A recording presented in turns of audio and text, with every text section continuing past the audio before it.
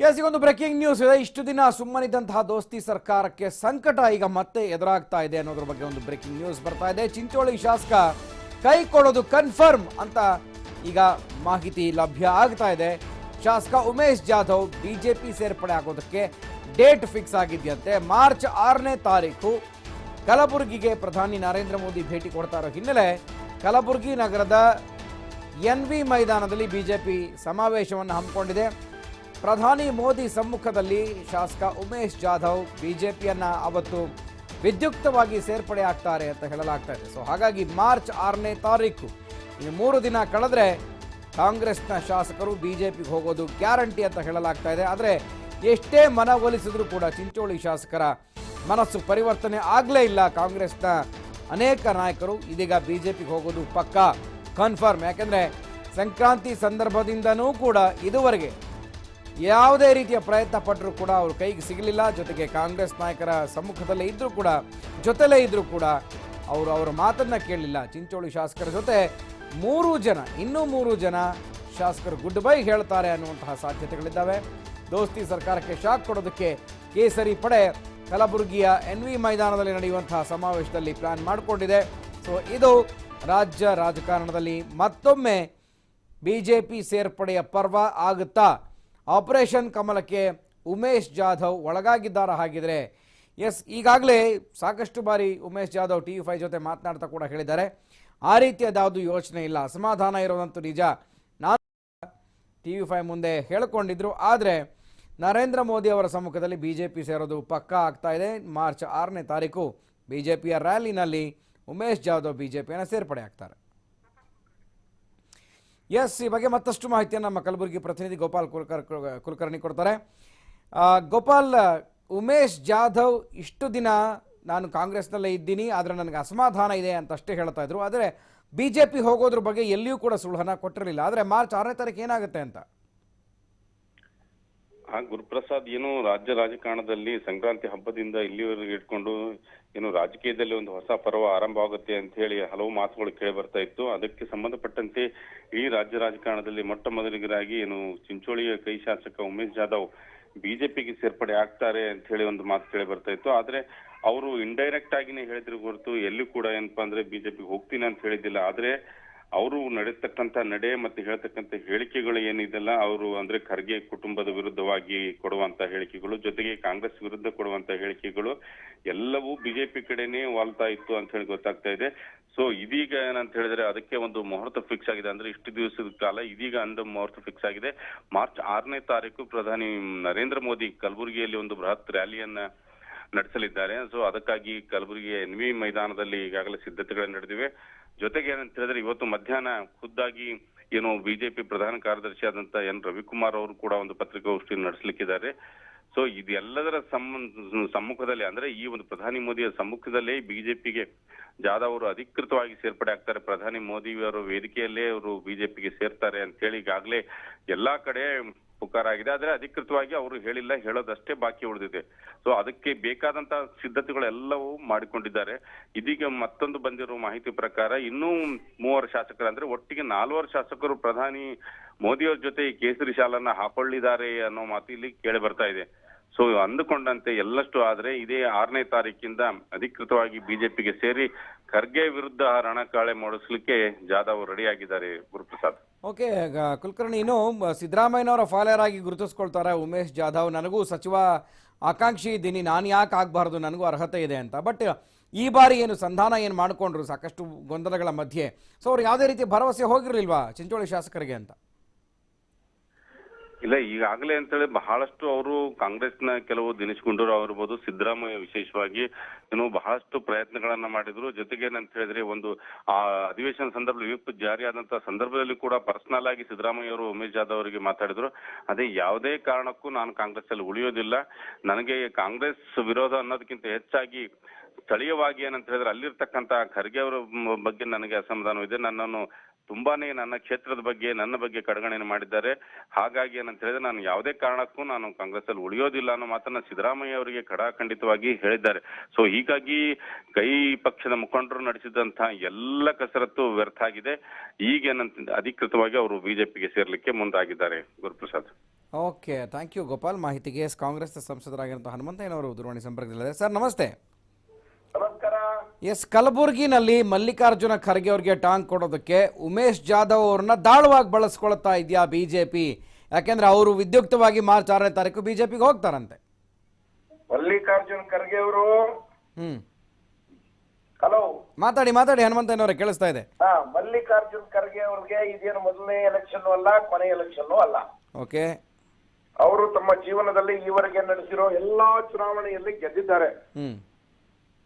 ಆದ್ರಿಂದ ಉಮೇಶ್ ಜಾಧವ್ ಅವರನ್ನ ಕರ್ಕೊಂಡೋಗಿ ಬಿಜೆಪಿ ಅವರನ್ನ ಸೋಲಿಸ್ತೀನಿ ಅಂತ ಏನಾದ್ರು ಕಂಡಿದ್ರೆ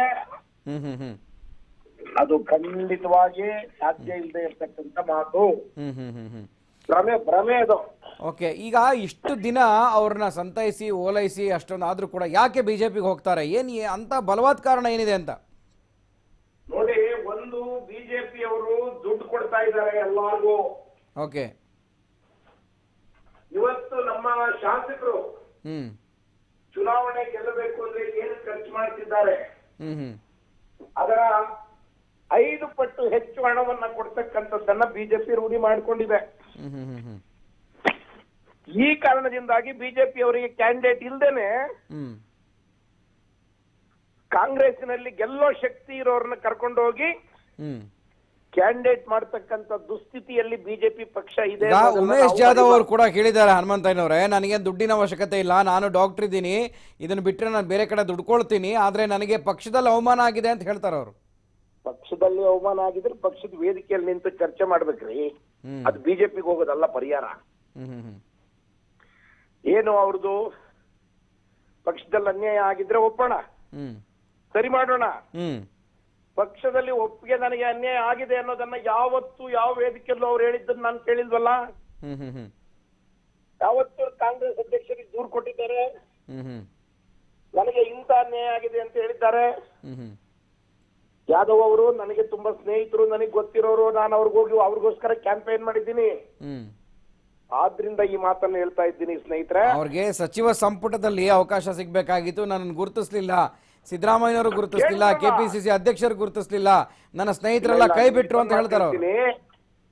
2.5 ವರ್ಷ ಕಳೆದ ಮೇಲೆ ಮುಂದಿನ ಬ್ಯಾಚ್ ನಲ್ಲಿ ನಿಮಗೆ ಅಧ್ಯಕ್ಷರನ್ನ ಮಂತ್ರಿಗಳನ್ನ ಮಾಡ್ತೀವಿ ಅನ್ನೋ ಮಾತನ್ನ ಪಕ್ಷ ಹೇಳಿದೆಯಲ್ಲ, ಅದ್ರ ಆಧಾರದ ಮೇಲೆ ತಾನೇ ಎಲ್ಲರೂ ಬಂದಿರೋದು. ಮತ್ತೆ ಯಾಕೆ ಅಷ್ಟು ಅರ್ಜೆಂಟ್ ಮಾಡ್ತಾ ಇದ್ದಾರೆ ಅಂತ? ಅಲ್ಲಲ್ಲ, ಅವರು ಈಗ ಏನೋ ಒಂದು ನೆಪ ಹೇಳಬೇಕು ಹೇಳ್ತಿದ್ದಾರೆ. ನನಗೆ ಅನಿಸಿರೋ ಪ್ರಕಾರ ಅವ್ರಿಗೆ ಪಕ್ಷದಲ್ಲಿ ಅನ್ಯಾಯ ಆಗಿದೆ ಅಂತ ಅನಿಸ್ತಿಲ್ಲ. ಈಗ ಒಂದ್ ವೇಳೆ ಬಿಜೆಪಿಗೆ ಹೋಗೋದೇ ಆದ್ರೆ ಕಾಂಗ್ರೆಸ್ನ ಪಕ್ಷದ ನಿರ್ಣಯ ಏನಂತ? ಬಿಜೆಪಿಗೆ ಹೋಗೋದೇ ಆದ್ರೆ ನಾವೇನ್ ತಡೆಯಕ್ಕಾಗುತ್ತಾ? ಅದನ್ನ ಪಕ್ಷದಿಂದ ತೆಗೆದಾಕ್ತಾರೆ. ಆಮೇಲೆ ಅವ್ರ ಚುನಾವಣೆ ನಿಂತ ಮೇಲೆ ಗೊತ್ತಾಗುತ್ತೆ ನಾನು ಮಾಡಿದ್ದು ಎಷ್ಟು ತಪ್ಪು ಅನ್ನೋದು ಅವ್ರಿಗೆ ಅರಿವಾಗ್ತದೆ. ಇರ್ಲಿ ಬಿಡಿ, ಅದು ಆಮೇಲೆ ನೋಡೋಣ. ಓಕೆ, ಅಲ್ಲ ಈಗ ಯಾರು ಬಿಜೆಪಿಗೆ ಹೋಗ್ತಾರೆ ಅಥವಾ ಆಪರೇಷನ್ಗೆ ಒಳಗಾಗ್ತಾರೆ, ಈ ಹಿಂದೆ ಯಾರು 5 ಜನ ಇದ್ರು, 6 ಜನ ಇದ್ರು, ಎಲ್ಲರೂ ಮುಂಬೈಗೆ ಹೋದ್ರು, ವಾಪಸ್ ಬಂದ್ರು, ಸಾಕಷ್ಟು ಭಿನ್ನಮತ ಚಟುವಟಿಕೆ ನಡೀತು. ಸೊ ಯಾವಾಗ ವಿಪ್ ಜಾರಿ ಮಾಡಿದ್ಮೇಲೆ ಸದನಕ್ಕೆ ಬಂದ್ರು, ಸೊ ಅಲ್ಲಿವರೆಗೂ ಕೂಡ ತುಂಬಾನೇ ಆಟ ಆಡಿಸ್ತಾ ಇದ್ರು. ಏನು ಪಕ್ಷದಿಂದ ಏನ್ ತಗೊಳ್ತೀರಿ ಪನಿಷ್ಮೆಂಟ್ ಅವ್ರಿಗೆ ಅಂತ? ಏನ್ ಕ್ರಮ ತೆಗೆದುಕೊಳ್ತೀರಿ? ನೋಡಿ, ಈಗಾಗ್ಲೇ ಯಾರ್ಯಾರು ಈ ಕೃತ್ಯ ಮಾಡಿದ್ದಾರೆ ಅವರಿಗೆ ನೋಟಿಸ್ ಜಾರಿ ಮಾಡಲಾಗಿದೆ, ತಮಗೆ ಗೊತ್ತಿದೆ. ಮಾತಾಡಿ. ನೋಟಿಸ್ ಯಾರು ಉತ್ತರ ಕೊಟ್ಟಿದ್ದಾರೆ, ಉತ್ತರ ಸಮಂಜಸವಾಗಿದೆ ಅಂತ ಆದ್ರೆ ಅವರಿಗೆ ಕ್ಷಮೆ ಕೂಡ ಇದೆ, ಮುಂದೆ ಸರಿ ಮಾಡ್ಕೊಳ್ತೀವಿ ಅಂತ ಆದ್ರೆ ಯಾರು ಪಕ್ಷದ ನಡವಳಿಕೆಯನ್ನ ಮೀರಿ, ಪಕ್ಷದ ಆದೇಶವನ್ನು ಮೀರಿ ಈ ಕೆಲಸ ಮಾಡ್ತಿದ್ದಾರೆ ಅವರನ್ನು ಪಕ್ಷದಿಂದ ಕಾನೂನು ಪ್ರಕಾರ ಕ್ರಮ ಕೈಗೊಳ್ತೀವಿ. ಪಕ್ಷದಿಂದ ತೆಗೆಯೋದು ಮಾತ್ರ ಅಲ್ಲ, ಎಕ್ಸ್ಪೆಲ್ ಮಾಡ್ತಾರೆ ಪಕ್ಷದಿಂದ. ಸೊ ಇದು ಕಾಂಗ್ರೆಸ್ ಪಕ್ಷ ಎಷ್ಟೋ ಜನರನ್ನ ನೋಡಿದೆ, ಹೋಗಿರೋರ್ನ, ಬಂದಿರೋರ್ನ.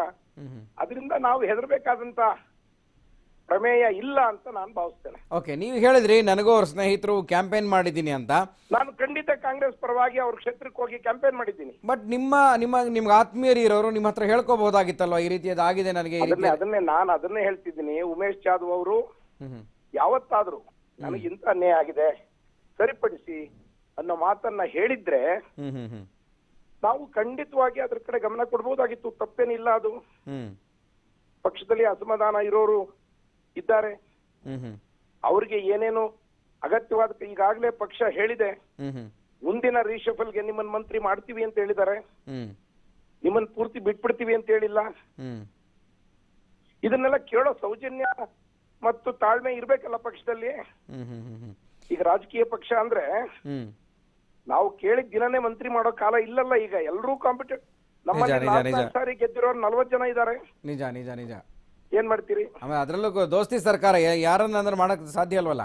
ಸಾಧ್ಯ ಇಲ್ಲ, ಅದು ಕೂಡ ಪ್ರಶ್ನೆ ಇದೆ. ಹ್ಮ್ ಇರೋ ಅವಕಾಶಗಳನ್ನ ಎಲ್ರಿಗೂ ಹಂಚಬೇಕು. ಹ್ಮ್ ಅದಕ್ಕಾಗಿ ನಮ್ಮ ಶಾಸಕರಿಗೆ ಖಂಡಿತವಾಗಿ ತಾಳ್ಮೆ ಬೇಕು. ಹ್ಮ್ ಈಗ ಎಲ್ಲರೂ ಮಂತ್ರಿಗಿರಿನೇ ಬೇಕು ಅಂತಾರೆ, ನಿಗಮ ಮಂಡಳಿ ಅಧ್ಯಕ್ಷ ಬೇಡ, ಸ್ಥಾನ ಬೇಡ ನಮಗೆ ಅಂತ ಹೇಳ್ತಾರೆ. ಸೊ ಅಂಥವ್ರಿಗೆ ಏನು ಹೇಳ್ತೀರಿ ಅಂತ? ಇಲ್ಲ ಇಲ್ಲ, ಈಗ ನಾವು ಸರ್ಕಾರ ಮಾಡೋರು ಹ್ಮ್ ಎಲ್ಲ ಸಮುದಾಯಗಳಿಗೆ ಅವಕಾಶವನ್ನು ಕೊಡಬೇಕು, ಹ್ಮ್ ಎಲ್ಲಾ ಪ್ರಾಂತ್ಯಗಳಿಗೆ ಅವಕಾಶ ಕೊಡಬೇಕು, ಹ್ಮ್ ಹ್ಮ್ ಹ್ಮ್ ಎಲ್ಲಾ ರೀತಿಯ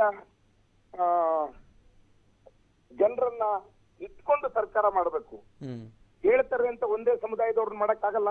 ಹ್ಮ್ ಹ್ಮ್ ಹ್ಮ್ ಹ್ಮ್ ಸೊ ಅದರಿಂದ ಕಾಂಪಿಟೇಷನ್ ಇರೋ ಕಡೆ ಇದನ್ನ ಅರ್ಥ ಮಾಡಿಕೊಂಡು ಹ್ಮ್ ನಾವು ಪಕ್ಷವನ್ನ ಮುನ್ನಡೆಸುವ ಕೆಲಸವನ್ನ ಮಾಡಬೇಕೇ ಹೊರತು ಹ್ಮ್ ಹ್ಮ್ ನನಗೆ ಅವಕಾಶ ಸಿಗ್ಲಿಲ್ಲ ಅನ್ನೋ ಒಂದೇ ಕಾರಣಕ್ಕೆ ಬಿಟ್ರೆ ಹ್ಮ್ ಹ್ಮ್ ಅದು ಉಚಿತವಾದದ್ದಲ್ಲ ಅಂತ ನನಗೆ ಅನಿಸ್ತದೆ. ಓಕೆ, ಈಗ ಅಲ್ಲಿನ ಜನ, ಯಾಕೆಂದ್ರೆ ಕ್ಷೇತ್ರದ ಜನ ಕೂಡ ಈಗಾಗಲೇ 2 ತಿಂಗಳಿಂದಾನು ಕೂಡ ಕಾಯ್ತಾ ಇದ್ರು, ಬರ್ತಾರೆ ನಮ್ಮ ಶಾಸಕರು ಅಲ್ಲಿರ್ತಾರೆ ಇಲ್ಲಿರ್ತಾರೆ, ಹುಡುಕೊಡಿ ಅನ್ನೋ ಕ್ಯಾಂಪೇನ್ ಎಲ್ಲ ಮಾಡ್ತಾ ಇದ್ರು. 50 ಕೋಟಿಗೆ ಸೇಲ್ ಆಗಿ ಹೋಗಿದ್ದಾರೆ, ಡೀಲ್ ಮಾಡ್ಕೊಂಡಿದ್ದಾರೆ ಅಂತ.